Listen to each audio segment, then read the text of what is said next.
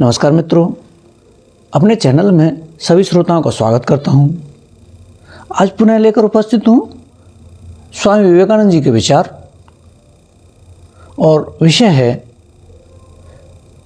कर्मयोग और उसके मार्ग में प्रतिकार और अप्रतिकार का महत्व। हमारा पहला कर्तव्य यह है कि हम अपने प्रति घृणा न करें, क्योंकि आगे बढ़ने के लिए यह आवश्यक है कि पहले हम स्वयं में विश्वास रखें और फिर ईश्वर में। जिसे स्वयं में विश्वास नहीं, उसे ईश्वर में कभी भी विश्वास नहीं हो सकता। अतएव हमारे लिए जो एकमात्र रास्ता रह जाता है वह यह है कि हम समझ लें कि कर्तव्य तथा सदाचार की धारणा विभिन्न परिस्थितियों के अनुसार बदलती रहती है। यह बात नहीं है कि जो मनुष्य अशुभ का प्रतिकार कर रहा है वह कोई ऐसा काम है जो सदा तथा स्वभावतः अन्यायपूर्ण है, वरन भिन्न भिन्न परिस्थितियों के अनुसार अशुभ का प्रतिकार करना उसका कर्तव्य ही हो सकता है।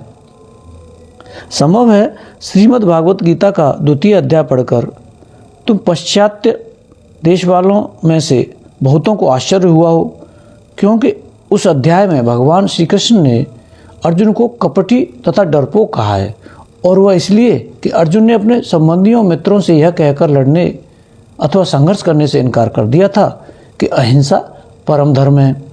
हमारे लिए समझने की यह एक बड़ी बात है कि प्रत्येक कार्य की दोनों चरम विपरीत अवस्थाएं एक सदृश दिखाई देती हैं। चरम अस्ति और चरम नास्ति दोनों सदैव एक समान दिखाई देती हैं। उदाहरणार्थ, आलोक का स्पंदन यदि अत्यंत मृदु होता है तो हम उसे नहीं देख सकते, और इसी प्रकार जब वह अत्यंत द्रुत होता है तब भी हम उसे देखने में असमर्थ होते हैं। शब्द के संबंध में भी ऐसा ही है। न तो उसके बहुत मृदु होने पर हम उसे सुन सकते हैं, न उसके बहुत उच्च होने पर। इसी प्रकार का भेद प्रतिकार तथा अप्रतिकार में है।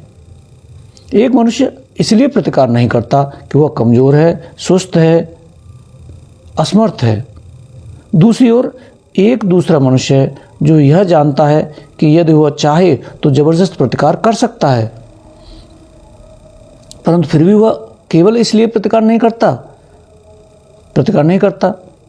वरन अपने शत्रुओं के प्रति शुभ कामनाएं भी प्रकट करता है।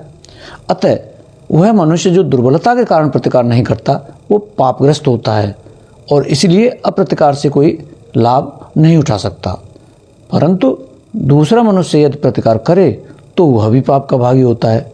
बुद्ध ने जो अपने राजवैभव तथा सिंहासन छोड़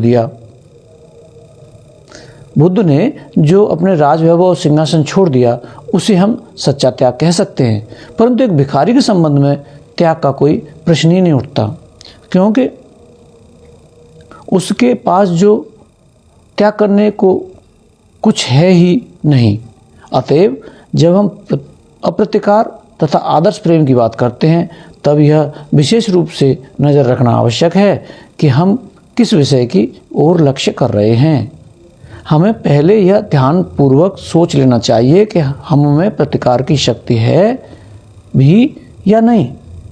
तब फिर शक्तिशाली होते हुए भी यदि हम प्रतिकार न करें तो वास्तव में हम एक महान कार्य करते हैं। परंतु यदि हम प्रतिकार कर ही नहीं सकते हों और फिर भी भ्रमवश यही सोचते रहें कि हम उच्च प्रेम की प्रेरणा से ही कार्य कर रहे हैं, तो यह पहले के ठीक विपरीत ही होगा। अपने विपक्ष में शक्तिशाली सेना को खड़ी देखकर अर्जुन बुज़दिल हो गया। उसके प्रेम ने उसे अपने देश तथा राजा के प्रति अपने कर्तव्य को भुला दिया। इसलिए तो भगवान श्री कृष्ण ने उससे कहा कि तू ढोंगी है, एक ज्ञानी के सदृश तू बातें तो करता है, परंतु तेरे कर्म बुज़दिल जैसे हैं। इसलिए तू उठ, खड़ा हो और युद्ध कर।